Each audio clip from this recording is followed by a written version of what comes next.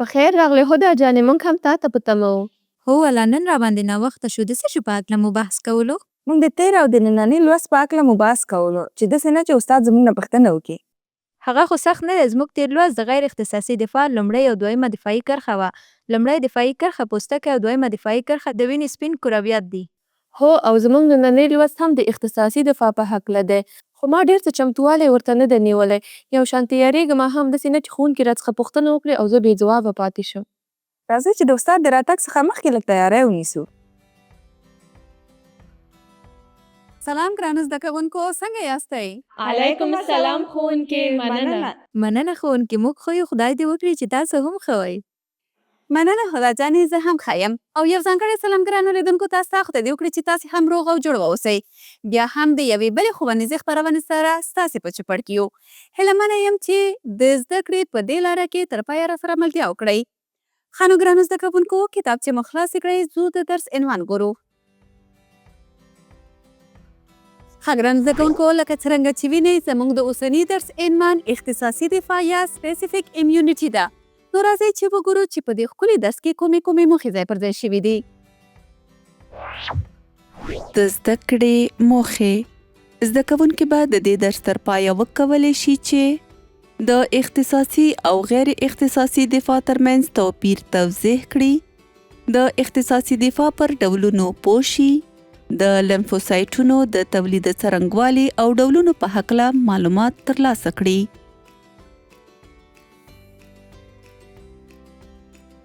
ډېر ښه. نو ګرانو زده کوونکو، څوک راته ویلی شي چې که چیرې میکروبونه د غیر اختصاصي له دواړو دفاعي کرښو څخه تېر شي بیا څه کیږي؟ په تېر لوست کې مو یاد کړه چې له اختصاصي دفاع سره مخ کیږي. ډېر ښه. ځواب دې ښه و، خو د کره او دقیق ځواب لپاره راځئ چې دغه انځوریزه کڅوړه هم وګورو. کوم میکروبونه چې له غیر اختصاصي دفاع څخه تیر شي د ساتنې له ځانګړي پړاو یعنی له اختصاصي دفاع سره مخ کیږي. دغه ډول دفاع د لیمفوسایټ په نامه ځانګړي سپینې حجرې ترسره کوي چې په ځانګړې توګه د ناروغه کوونکو لاملونو د پیژندنې او مقابلې په موخه کار کوي. دا لیمفوسایټونه چیرته تولیدېږي او څرنګه دي؟ شهزاده جانې، لیمفوسایټونه هم د وینې د نورو حجرو په شان د هډوکو په مغز کې تولیدېږي، خو دا چې په څو ډوله دي دا به په یوه انځوریزه کڅوړه کې وګورو. د لیمفوسایټ حجرې د ودې ځای ته یې په کتو په دوه برخو ویشل شوي دي.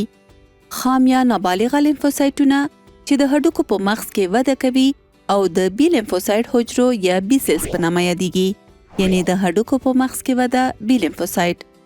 او هغه لیمفوسایټونه چې د تایمس په غده کې وده کوي د ټي لیمفوسایټ حجرې یا ټي سیلز په نامه یادېږي، یعنی په تایمس غده کې وده ټي لیمفوسایټ. بله، او همدا د بي او ټي لیمفوسایټونه دي چې په بدن کې د اختصاصي دفاع مسؤلیت لري. ښوونکې، د اختصاصي دفاع په هکله خو لږ پوه شو. دغه دفاع په څو ډوله ده؟ مسکا جانې ډېره ښه پوښتنه دې وکړه. په ټوله کې اختصاصي دفاع په دوه ډوله ده، چې یو یې هومورال دفاع او بله یې حجروي دفاع یا سیلولر امیونټي ده. ښوونکې، له هومورال دفاع څخه مو موخه څه ده؟ وګورئ ګرانو زده کوونکو، هومورال له هیومورز کلمې څخه اخیستل شوی دی او هغه مایع چې په بدن کې جریان لري، لکه وینه، لیمف یعنی هغه شفافه مایع چې په لیمفاوي رګونو کې بهیږي، او همدارنګه هغه مایع چې د بدن په حجرو کې دي. نو کله چې د هومورال سیستم وایو هغه نوم یې څه معنی؟ شهزاده جانې، د هومورال سیستم د یو ساتونکي ټیم په توګه په دغه مایع کې ونډه اخلي. دنده یې دا ده چې په دغه مایعاتو کې ویروس او بکتریا په ډاګه کړي او له منځه یوسي. نو د بدن په مایعاتو کې د میکروبونو پر وړاندې دفاع ته هومورال دفاع وایي. دقیقاً مسکا جانې. ښه، یعنی دغه دفاع د بدن په مایعاتو کې ترسره کیږي، یعنی د بدن په مایعاتو کې داسې څه دي چې میکروبونه له منځه وړي؟ خدای جانې ډېره ښه پوښتنه دې وکړه. د بي لیمفوسایټونه د بدن د حجرو په مایعاتو کې د اتلانو ونډه پر مخ وړي. داسې وانګیرئ چې ستاسو بدن د یوه ښار په شان دی. بي لیمفوسایټونه د ځانګړو پولیسو دنده لري. کله چې پولیسان یو دښمن وویني، ژر دښمن نیسي. کله چې بي لیمفوسایټونه د بدن په مایعاتو کې میکروب ګیر کړي، نو پر هغوی باندې سریښیږي او د انټي باډي په نامه یوه ماده افرازوي. دغه انټي باډي د قلف او کیلې په شان عمل کوي چې دقیقاً په هماغه میکروب او ویروس سریښیږي او مرسته کوي چې دښمن له منځه یوسي. ښوونکې که اجازه مو وي په دې هکله یو مثال مو ذهن ته راغی ووایم. مهرباني مسکا جانې، ډېره خوشحالېږم چې تاسو په لیوالتیا سره په لوست کې ګډون وکړئ او څومره ښه ده چې تاسې په خپله د لوست ډېرې برخې په مخ یوسئ. ښه نو اوس ووایه چې څه ډول مثال دی؟ داسې وانګېرئ چې د اوبو په سطل کې یا حوض کې چې اوبه پکې شته دي یو ناپاکه شی لویږي چې موږ ورته ویروس وایو. موږ باید دغه ناپاکې اوبه پاکې کړو. د اوبو د ناپاکۍ څخه د لرې کولو لپاره موږ زال ته اړتیا لرو. دلته زال د انټي باډي حیثیت لري چې میکروبونه یا ناپاکۍ اخلي او لرې کوي. شاباس، دقیقاً دا هماغه کار دی چې هومورس سیستم یې د بي لمفوسایټونو او انټي باډي په کارونې سره په بدن کې ترسره کوي. ښوونکې کله چې په بدن کې انټي باډي تولید شي څومره وخت په بدن کې پاتې کیږي؟ وګورئ ګرانو زده کوونکو، هغه انټي باډیګانې چې په بدن کې تولیدېږي تر هغه وخته پورې چې ورته اړتیا وي په بدن کې پاتې کیږي او د ناروغیو پر وړاندې له موږ څخه ساتنه کوي. یعنې که چیرې بدن بیا ځلې له هماغه میکروب سره مخ شي د ناروغه کېدو شونتیا یې کمه ده، ځکه چې بدن چمتو شوي انټي باډي لري. یعنې د هغه ناروغۍ په وړاندې تلپاتې معافیت لرو. خو دا جانې په بدن کې د انټي باډیګانو پاتې کېدل د بېلابېلو ناروغیو لپاره توپیر کوي. که مو خوښه وي چې دا پوښتنه د دمې څخه وروسته درته ځواب کړم، ځکه چې ډېر وضاحت او تشریح ته اړتیا لري. سمه ده ښوونکې. نو زه لنډه دمه نیسو، زر بېرته راګرځو.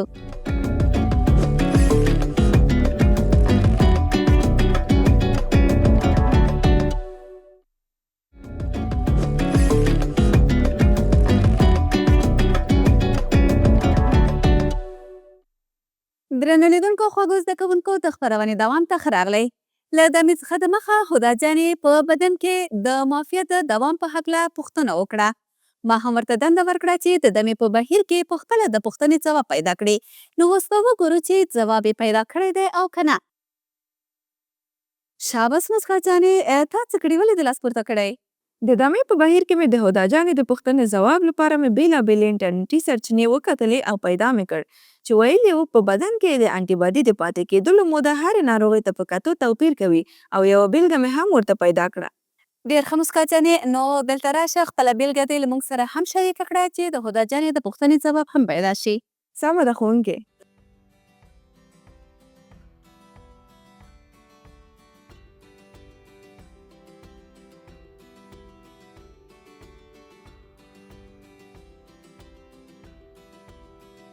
ښوونکې کوم مثال چې ما پیدا کړی دی د سرخکان د ناروغۍ په هکله دی. د سرخکان پر وړاندې چې کوم انټي باډیګانې جوړېږي د عمر تر پایه کولی شي چې په بدن کې پاتې شي. یعنې شخص د عمر تر پایه بیا ځلې په سرخکان نه اخته کیږي. والګی څنګه؟ ولې ځینې د کال په بهیر کې څو ځله په والګي اخته کیږي؟ ښوونکې د دې په ځواب زه هم نه پوهېږم، کیدای شي تاسو ځواب ورکړئ. شاباس مسکا جانې، ښه شو چې د هدا جانې پوښتنه دې حل کړه. اوس ته کولی شې چې خپل ځای ته لاړه شې. د شهزاد جانې پوښتنه به زه ځواب کړم.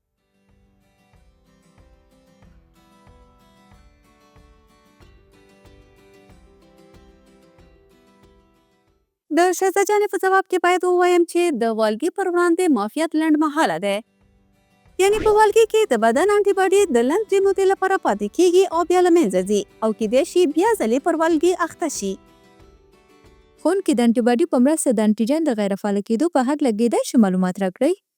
بله هدا جانې، انټي باډیګانې انټيجنونه په بېلابېلو تګلارو غیر فعاله کوي. یوه تر ټولو ساده تګلاره دا ده چې انټي باډي مستقیما پر انټيجن سریښېږي او کړنلاره یې مختلوي. یعنې انټيجن نور نشي کولی بدن ته زیان ورسوي. او باید ووایم چې د لیمفوسایټونو پر سطحه ځانګړي پروټینونه شتون لري چې د انټيجن د آخذې په نامه یادېږي. دغه آخذې کولی شي چې ځانګړي انټيجنونه تشخیص یا وپېژني او وروسته له پېژندلو څخه یې په بدن کې دفاعي سیستم فعاله کړي او له انټيجن سره مبارزه وکړي. مننه ښوونکي، د خپلو ټولو پوښتنو ځواب مې پیدا کړ. هیله کوم هدا جانې خدای دې وکړي چې د لیدونکو پوښتنې هم حل شوي وي. ښه نو ګران زده کوونکو، تاسو د اختصاصي معافیت لومړی پړاو چې هومورل دفاع وه وپېژندله. اوس به په ګډه سره حجروي دفاع یا سیلولر امیونټي ولولو. حجروي دفاع د وینې د سپینو حجرو په مرسته چې د هډوکو په مغز کې جوړیږي ترسره کیږي. د وینې 4 ډوله سپینې حجرې په حجروي دفاع کې ونډه اخلي چې ماکروفاژونه، د بي لیمفوسایټ حجرې یا بي سیلز، سایتوټاکسیک ټي حجرې او مرستندو یا ټي حجرې یا هیلپر ټي سیلز دي. له دې حجرو سره بلد یې چې یاد مو کړئ چې په حجروي دفاع کې ونډه اخلي؟ زما په اند 2 لومړني ډولونه یې موږ لوستي وو. شاباس خدا جانې، او 2 نور ډولونه به یې اوس ولولو. ماکروفاژونه د بدن دفاعي حجرې دي چې اصلي دنده یې د میکروبونو او ککړو حجرو په ډاګه کول او له منځه وړل دي. د بي حجرې د دښمن د پیژندلو دنده لري. هغوی کولی شي میکروبونه تشخیص کړي او بیا دغه میکروبونه د ماکروفاژونو په مرسته خوړل کیږي او له منځه ځي. سایتوټاکسیک ټي حجرې په تخصصي ډول عمل کوي. دوی د بدن په هغه حجرو برید کوي چې ککړې شوي دي او هغه له منځه وړي ترڅو د عفونت له خپرېدو څخه مخنیوی وکړي. همدارنګه د ټي مرستندویه حجرې د همغږي کوونکو ونډه لري او د مرستندویه حجرو په نامه هم یادېږي. یعنې دوی د بي او د سایټوټاکسیک ټي حجرو د فعاله کېدو لامل کېږي چې په حقیقت کې په بدن کې د دفاعي سیستم د رهبر په توګه عمل کوي. ښوونکي وبښئ، په یوې موضوع سمه پوهه نه شوم چې دا د بي او ټي حجرې څرنګه او کوم غبرګون ته په کتو عمل کوي. شاباس شهزاد جانې، ډېره ښه او پر ځای پوښتنه دې وکړه. د بدن په معافیتي غبرګون کې 2 مهمې عملیې په همغږي او بشپړه توګه فعالیت کوي. د چې دغه 2 مهمې عملیې کومې دي سکرین ته وګورئ، په واضح او په ښه توګه درته تشریح شوي دي. لومړی د بي حجرو غبرګون دی چې د انټي باډي په تولید سره د هغو میکروبونو پر وړاندې چې د بدن له حجرو څخه بهر دي عمل کوي او هغوی له منځه وړي. دویم د ټي حجرو غبرګون دی چې په ځانګړې توګه سایتوټاکسیک ټي حجرې پکې ونډه لري. دغه حجرې په هغه میکروبونو چې د بدن د حجرو دننه پټ دي برید کوي او له منځه یې وړي. مرستندویه ټي حجرې څه دنده پر مخ وړي؟ ټول هغه دفاعي فعالیتونه چې د بي او ټي حجرو په مرسته ترسره کیږي د مرستندویه ټي حجرو په ذریعه تر ارزونې لاندې نیول کیږي. لکه څرنګه چې مخکې وویل شول، دغه حجرې د معافیتي سیستم د رهبر په توګه عمل کوي او د بېلابېلو دفاعي غړو ترمنځ همغږي رامنځته کوي. ښوونکي پوهه شوم، مننه. هیله کوم هدا جانې، اوس که کومه بله پوښتنه هم لرئ ګرانو زده کوونکو، کولی شئ چې ویې وایئ. نه ښوونکې، پوښتنه نه لرو. خو د انټي باډي او میکروبونو په اړه مې یو طنز را په یاد شو. مهرباني شهزاد جانې، طنز یې له موږ سره هم شریک کړه. وایي بدن ته څو دانې میکروبونه دننه شوي وو او خوشحاله ښکارېدل او په چکر وو.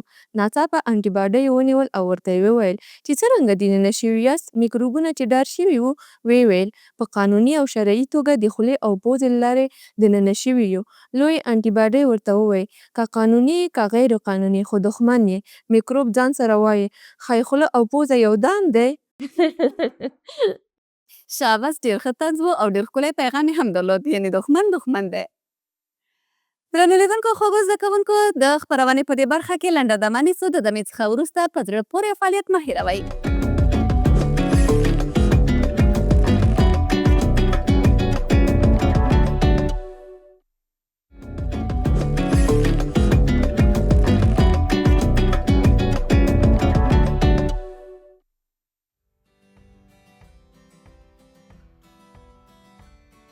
درنو لیدونکو، خوږو زده کوونکو، د فعالیت برخې ته ستړي نه شئ.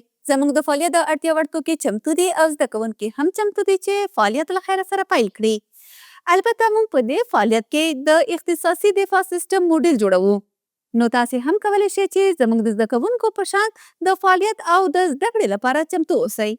ښه نو مسکا جانې، کیدای شي چې د فعالیت د اړتیا وړ توکي لیدونکو ته ور وپېژنې؟ سمه ده ښوونکې.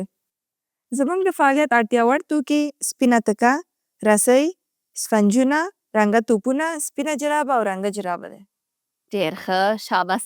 نو لکه څرنګه مو چې وویل، سپینه جرابه د ماکروفاژ حجرو حیثیت لري چې تل د پتوجن د لټون او د خوراک په حال کې دي. او همدارنګه رنګه جرابه د ځانګړو انتیجنونو د درلودونکو حجرو حیثیت لري چې دا هم پتوجن لټوي او د ټي مرستندویه حجرو ته یې په ډاګه کوي او دغه حجرې د ډینډرایټیک حجرو په نامه هم یادېږي. یعنې د مرستندویه ټي حجرو، بي حجرو او سایټوټاکسیک ټي حجرو موډلونه جوړوو. هو شهزاد جانې، د ټي مرستندویه حجرې تل د پتوجنونو سره د جګړې مسؤلیت لري. همدارنګه سایټوټاکسیک ټي حجرې ویروسي او یا هم سرطاني حجرې له منځه وړي او دغه شان د بي حجرې انټيجنونو ته په کتو سره ځانګړې انټي باډي ګانې تولیدوي. دغه رنګه توپونه او دانې څه شی دي؟ دغه رنګه توپونه چې تاسې ګورئ، دغه د پتوجن موډلونه دي. چې ځانګړي انټيجنونه لري او همدارنګه دغه رسۍ چې هم تاسې ګورئ زموږ د بدن ښکارندویي کوي. ښوونکي فعالیت پیل کړو. مسکا جانې او هدا جانې له تاسې څخه ډېره مننه چې دغه سپینه تیکه مو مخکې له مخکې دلته هواره کړې ده. اوس دغه رسۍ داسې پرې کېږدئ چې زموږ له عضویت څخه نمایندګي وکړي. زه او شهزاد جانه به هم نور لوازم چمتو کړو. سمه ده ښوونکې.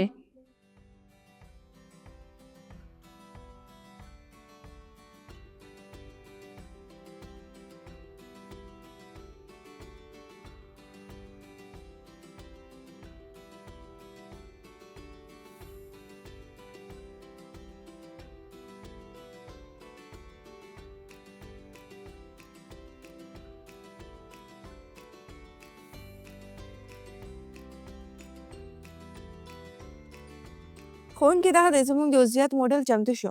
ډېر ښه. مونږ هم لوازم پر میز باندې تنظیم کړل. ښه ګرانو زده کوونکو داسې وانګیرئ دغه رسۍ چې تړل شوې ده دا زموږ د پوستکي یا د بدن د سطحې څخه استازیتوب کوي او په بدن کې د بي او ټي حجرې شتون لري چې تل پتوجنونو ته په تمه دي. نو لومړی پتوجنونه راځي او د بدن پر سطحې سریښېږي او د ننوتلو لاره لټوي.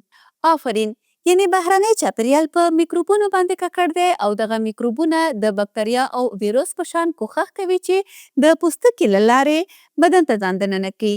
بیا څرنګه بدن ته دننه کېږي؟ خدای جانې کله چې د بدن یوه برخه ټپي شي مجرا رامنځته کېږي لکه په دې ډول سره. نو بیا میکروبونه د بکتریا او د ویروسونو په شان د دې مجرا له لارې بدن ته دننه کېږي.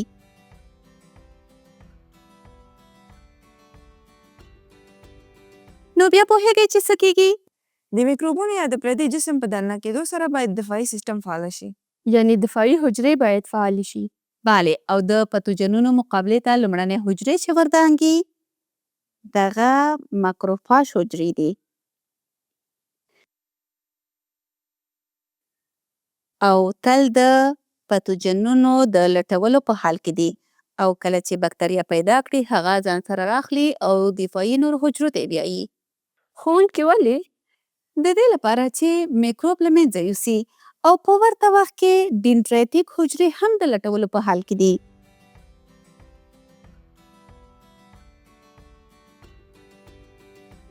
او کله چې یوه میکروبي حجره پیدا کړي هغه له ځان سره اخلي او د ټي مرستندویه حجرو ته یې ورولي. دغه حجرې څه کړي؟ تر څو د ټي حجرې پر هغه پتوجن سریښ شي او له منځه یوسي چې ډینډریټیک حجرو ورته راوړی دی. ښوونکي د ټي حجرې څرنګه دغه پتوجن تشخیصوي او پرې سریښېږي؟ شاباس مسکا جانې ډېره ښه پوښتنه دې وکړه. که څه هم په بدن کې میلیونونه ټي حجرې شتون لري چې ځانګړو پتوجنونو ته مشخص شوي دي خو د ډینډریټیک حجرې هماغه حجرې پیدا کوي چې د دې پتوجن اړوند دي. مننه ښوونکي پوه شوم. ډېر ښه. نو کله چې دغو پتوجنونو ته ځانګړې شوي ټي مرستندویه حجرې پیدا شي نو دا د ټي مرستندویه حجرې مرسته کوي چې د بي حجرې خپل ځانګړې انټي باډیګانې په دې پتوجن باندې افراز کړي او پتوجن غیر فعال کړي.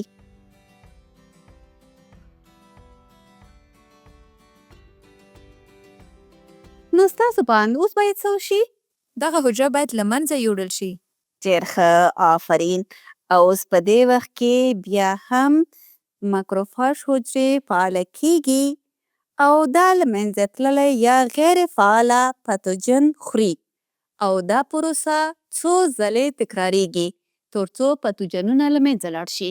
ښوونکي هغه دویمې ټي حجرې په بدن کې څه دنده لري؟ شهزاد جانې دغه د ټي حجرې یا سایتوټوکسیک ټي حجرې هغه وخت فعاله کېږي کله چې زموږ د بدن په یوې حجرې باندې برید وشي او یا هم سرطاني شي. بیا دغه حجره ځي او یوه زهري ماده په هغه حجره کې تزریقوي تر څو له منځه یوسي. ښوونکي ما چې ولیدل موږ د ټي دوه ډوله حجرې لرو، یو سایټوټوکسیک ټي حجرې او بل مرستندویه ټي حجرې. زما پوښتنه دا ده چې سایټوټوکسیک ټي حجرې هم د مرستندویه ټي حجرو په مرسته فعالېږي که څنګه؟ هو خدا جانې سایتوټوکسیک ټي حجرې هم د ټي مرستندویه حجرو په ذریعه سره فعالېږي. نو په دې ډول سره ټولې حجرې او انټي باډیګانې لاس په کار کېږي تر څو پتوجنونه له منځه یوسي. ښوونکی که د میکروب ضد حجرې فعاله نه شي بیا څه کیږي؟ مسکا جانې ډېره مهمه پوښتنه دې وکړه. ستا د پوښتنې ځواب به په راتلونکې خپرونه کې وګورو، ځکه چې راتلونکې خپرونه کې په همدې موضوع باندې خبرې کیږي او ډېر مهم بحث دی. سمه ده ښوونکې. ډېر ښه. نو که کومه بله پوښتنه لرئ کولی شئ چې ویې پوښتئ. نه ښوونکې پوښتنه نه لرو. نو زه له تاسو څخه یو څه پوښتنې لرم. پوښتنو ته په دقت سره پام وکړئ. درنو لیدونکو خوږو زده کوونکو، تاسو هم دغو پوښتنو ته له ځان سره ځواب ورکړئ. خدا جانې لومړنۍ پوښتنې ته پام وکړه. لیمفوسایټونه چیرته تولیدیږي او په څو ډوله دي؟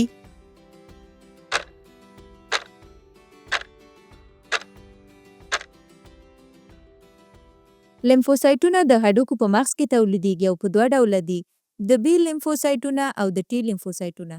شاباس، دقیقاً ځواب دی بالکل سم دی. اوس به لاړ شو د دویمې پوښتنې په لور. مسکا جانې ته ورته پام وکړه. پوښتنه: په هومورال دفاع کې لاندې کومې حجرې اصلي ونډه ترسره کوي؟ الف: ماکروفاژونه، ب: سایټوټاکسیک بي حجرې، جیم: بي حجرې، دال: مرستندویې ټي حجرې. ښوونکې دریم ځواب سم دی، بي حجرې. شاباس، آفرین. او اوس هم ځو د وروستۍ پوښتنې په لور. دې پوښتنې ته شهزاد جانې ته چمتو اوسه. هغه انټي باډي چې په بدن کې تولیدیږي د یوې مودې لپاره په بدن کې پاتې کیږي او د میکروبونو پر وړاندې رامنځته کوي. ښوونکي په خانخالۍ کې معافیت راځي.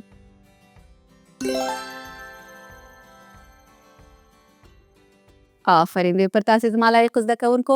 هم مو فعالیت په سمه توګه پر مخ یووړ او هم مو پوښتنو ته سم ځوابونه وویل. اوس به په ګډه سره لاړ شو او د زده کړې پایلې به وګورو. د زده کړې پایلې: زده کوونکو زده کړل چې د بدن اختصاصي دفاع د لیمفوسایټونو په نامه د ځانګړو سپینو حجرو په مرسته ترسره کیږي. د بدن اختصاصي دفاع په دوه ډوله ده: هومورال دفاع او حجروي دفاع. د لیمفوسایټونو پر سطحه ځانګړې آخذې شتون لري چې انټيجینونه په ډاګه او معافیتي سیستم فعالوي.